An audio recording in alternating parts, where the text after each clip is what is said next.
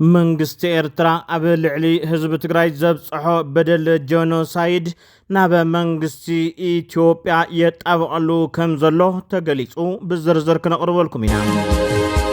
ፕሬዝደንት ጀነራል ታደሰ ወረደ ምስ አመራርሓ መንግስቲ ፌደራል ክዝትዩ ከም ዝወዓሉ ተገሊጹ። ሕወሓት ናይ ሞትን ህይወትን ውሳነ ዝውስነሉ እዋን ሕዚ ዝብል መልእኽቲ እውን ኣሎ ክነቅርበልኩም ኢና። ኤርትራ ሉዓላውነት ግዛኣት ኢትዮጵያ ትጥሕሰላ ኢሉ ጀነራል ኢትዮጵያ። ዓበይቲ ኣጽዋር ዝፀዓና መራኽብ ኣብ ምጽዋዕ ከም ዝተራገፋ ተሓቢሩሎ። ዓሰብ ናይ ወሎ ግዛኣት እምበር ናይ ኤርትራ ኣይነበረን ብኸመይ ናብ ኤርትራ ከም ዝኸደውን ኣይርድአንን ክብል ላዕለዋይ በዓል ስልጣን ኢትዮጵያ ተዛሪቡ። ሎሚ ናይዚዮምን ካልኦትን ዜናታት ሒዝና ቀሪብና ኣለና። ላይክ ብምግባር ጀምሩ። ሰናይ ምክትታል። ተጋሩ ኣብዚ እዋን ዘሎ ውዕየት ብምርግጋዕ ሓዲቕኻ ብምግንዛብ እዩ ፀገሞም ክፈትሑ ዝኽእሉ ተባሂሉ። ኣብዚ እዋን ዝተፈላለዩ ናይ ፍትሒ ሓሳባት ክወሃቡ ይስምዑ እንተኾነ ዘይምፍራሕን ምርግጋዕን እምበር ፈሪሕኻ ዝእቶ ጉድጓድ የለን ዝብል ሓሳብ ወሃብቲ ርእይቶ ይገልጹ። ኩሉ ከምዚ ኮነ ከም ምባል ታይ ንፍትሓዮ እዚ ነገር ብጣዕሚ ዓብዪ ሕቶና ምለስ ዝግቦ እዩ። መጀመርያ ነገር ህዝቢ ትግራይ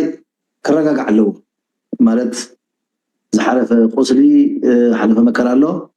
መከሩ እናጎድኡ ከዓመፁ ሞት ከምፅልካ እዮም ኩናት ከምፅልካ እዮም ሓዊ ከምፅልካ እዮም እናበሉ ክትዕፀይኻ ጠፊኻ እዚ ክትከውን ኢኻ እናበሉ ራዕድን ሽበራን ዘእትውሉ ኣለዉ ዘማናታትን ናይ በናታት ተላኣኽትን እዚ ጠቕላላ ማለት ሕሶት ከም ዝኾነ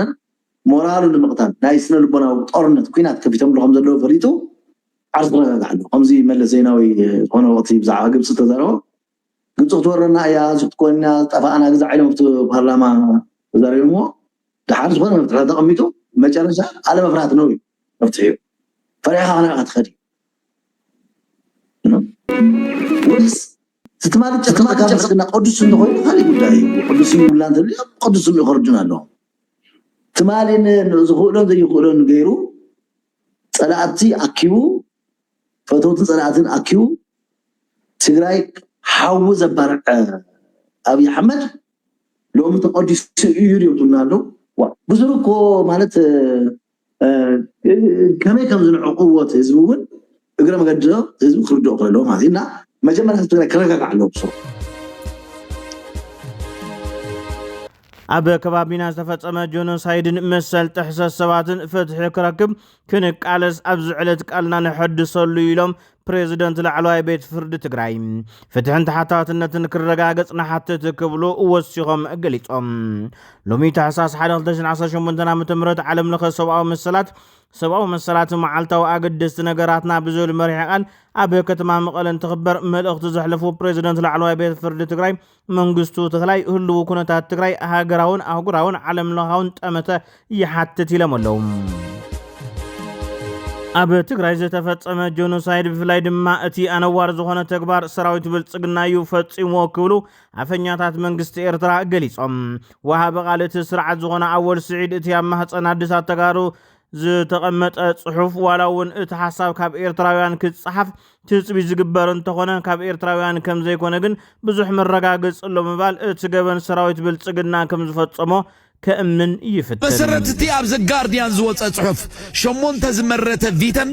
قال خفال مسدد صفرن كل التناقشت بقماس تتقللات صحفاتنيو أما هتصنعت ترغيبو اتقدام أي ملغتي كاب دكيرنا زبل كوينو كم زين الباب دكيرنا جاقانو إنا كومو إنا نقبر كنت تصلوا لإنا حجون دك آنستيو تقراي فرخم زي باخ نقبرينا حنش حنت شعت ميتن 9 عامة مهرت كن فيديو حجونا مسمر يبل اتخلاي صحف دما كبدك اسمرا زبل كوينو كم زين الباب صلحونا دك اسمرا جاقانوينا اتبتيس عاز قبر كايو رسعي كايو درو نحنا قن حجونا ينرسعنينا كاب حج جميرو حنت تقراويتي كاب تقراوي اي كتولدنيا فديت حنا مخانا بسرنا خنا الرقاقو صوينا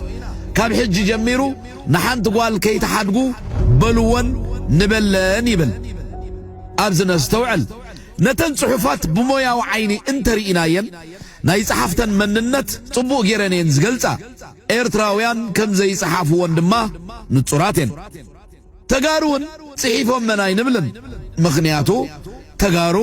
ኣብቲ ዕለትቲ ወይ ኣብቲ እዋንቲ ግዳያት ስለ ዝነበሩ ንኺድና ኣብቲ ጽሑፍ ኤርትራውያን ኤረና ኢና ንብል ኣብዚ ግን ኢረና እዩ ተባሂሉ ዘሎ ኢረና ኣንስትዮ ድማ ኣንስትዮ እዩ ተጻሒፉ ዘሎ ንሕና ነዛ ፊደል ኢና ንብላ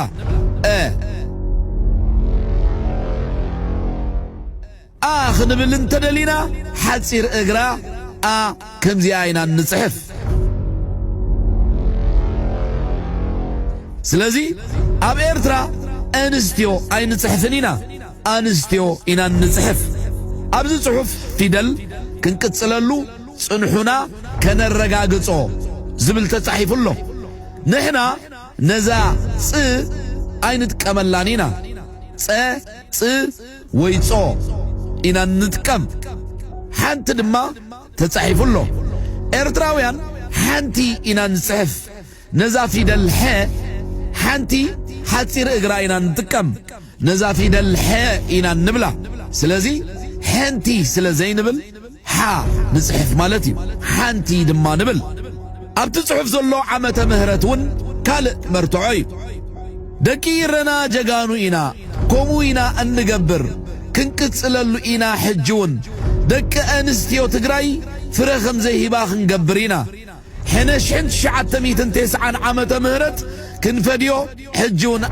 ኣብ መስመር ይብል ሕነ ናይቲ 1998 ዝነበረ ውግእ ምዃኑ እዩ ንሕና ብናይ ግእዝ ካላንደር ወይ ዓውደ ዋርሕ ስለ ዘይንጥቀም ነቲ ግዜ 1998 ኢና ንብሎ እቶም ናይ ግእዝ ዝጥቀሙ ግን 1990 ይብልዎ ስለዚ እዚ ጽሑፍ ኤርትራውያን ኣይጽሓፍዎን ኣብ ወረዳ 70 እንደርታ ጣብያ ማይ ዓለም ዘመናዊ መወገደ ረሳሕ ፈሳሲ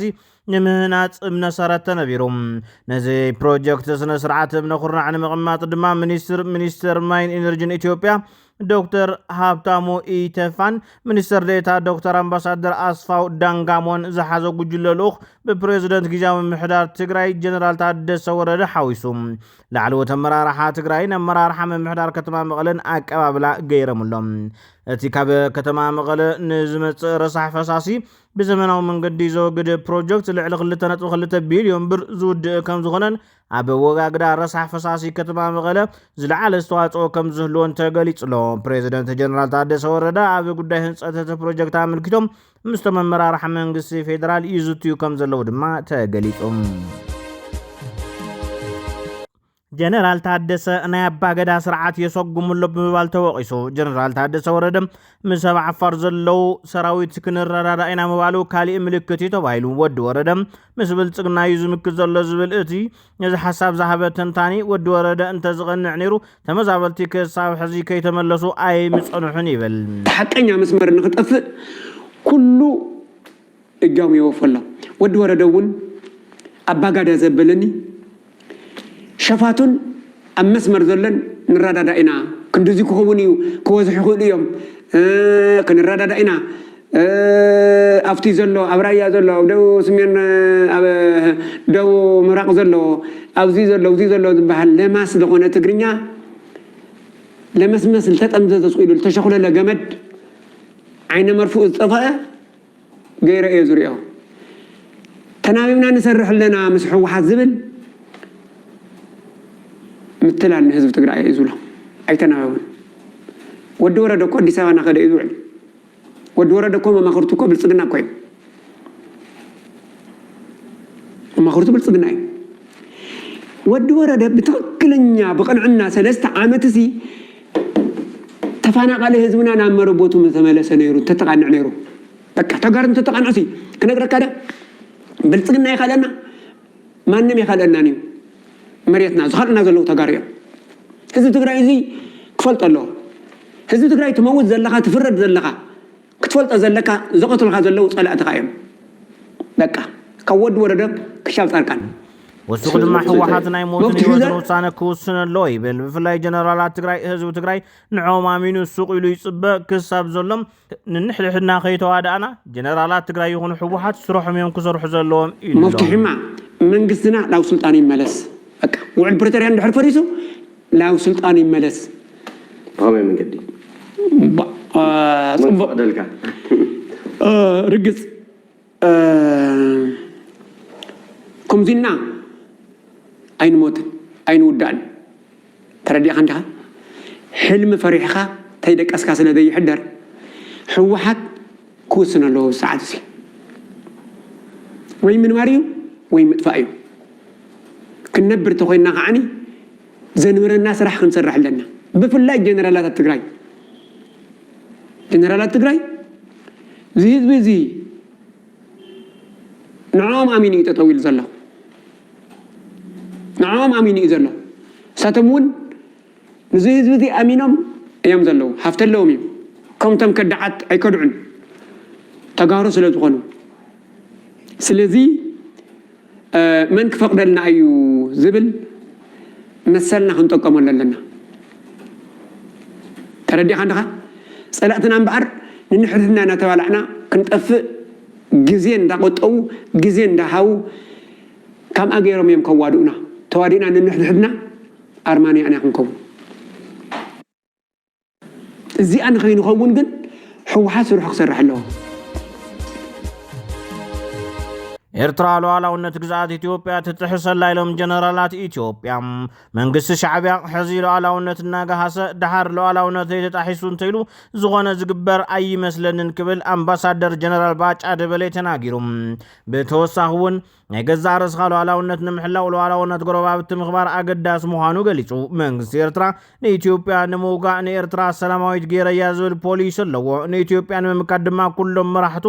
كتقم يزبل بوليس اللو نصر سلام حيلتات اتقور دقف اكل نايتن ايتيوبيا نايتفا بوليس مخانو قليس اللهم زي كم زينا هلو عبيت صوار صعنا مراقبة مصوع كم سراقفا تحبيرم اتياب مصوع عبيت صوار زراقفا مركب ناب قبسي كم استملساون حبيرم ትላልቅ የጦር መሳሪያዎችን የጫነ መርከብ በኤርትራው ምጽዋ ወደብ ላይ ጭነቱን ማራገፉ ተነገረም። የጦር መርከቡ ወደ ግብጽ መመለሱም ታውቋል። ኢሳያስ አፈወርቂና አብይ አህመድ ከተናናቁና ከተጣሉ በኋላም ሁለቱን ሀገራት በጦርነት ስሜት ውስጥ አድርገው እየገዙ በቀጠሉበት በዚህ ወቅት የጦር መሳሪያ ሸመታና ዝርፊያ ላይም ተሰማርተው ስለመቀጠላቸው ተደጋግሞ የተዘገበ ነው። ባለፈው عصب ناي ولو ግዛት እንበር ናይ ኤርትራ ኣይነበረን ብኸመይ ናብ ኤርትራ ከም ዝኸደውን ኣይርድእንን ክብል አባዱላ ገመዳ ተዛሪቡም አባዱላ ገመዳ በይናይ ጂኦግራፊ ወይ ድማ ዲሞግራፊያዊ ስልሒት ዓሰብ ናብ ወሎ ምጽኦ ዝብል መዘራረቢ ኮይኑሎም ዓሰብ የኤርትራ አካል አልነበረ ዓሰብ የወሎ አካል በነበረው የክፍለ ሀገር ክፍፍል ማለት ነው። እንዴት ሆኖ ነው ነገሩ በሙሉ የተገለባበጠው? ለራሴ ማይገባኝ ይሄ ሆነበት ዋናው ምክንያት ሁሉም አጀንዳውን ተጠቅሞችን ሀገር ለድህነትና ለእርስ በርስ ሁከት ዳርጓት እንዲቀጥል ስለሚፈልግ ብቻ ነው። እየፈለጉ ህዳሴ ተመርቋል፣ ምንም አማራጭ የለው። እየፈለጉ መንግስታችን የማዳበሪያ ፋብሪካ እየገነባ ነው። እየፈለጉ መንግስታችን ጋዝ እያወጣ ነው። እየፈለጉ ሌሎች የማዕድን ስራዎች እየተሰሩ ናቸው። እየፈለጉ ከተሞቻችን ገጠሮቻችን መበልጸግ ጀምረዋል።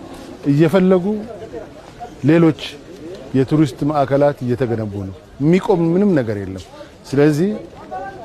ይፈልጋሉ ግን አይቆምም ብቻ ሳይሆን እነሱ ይጠፋሉ ይማም ክብራት ተኸታተልትና ንመከታተልኩም አመስግና ሰላምን ህዝብ ትግራይ ሰላምን ሁሉ ወድሰብ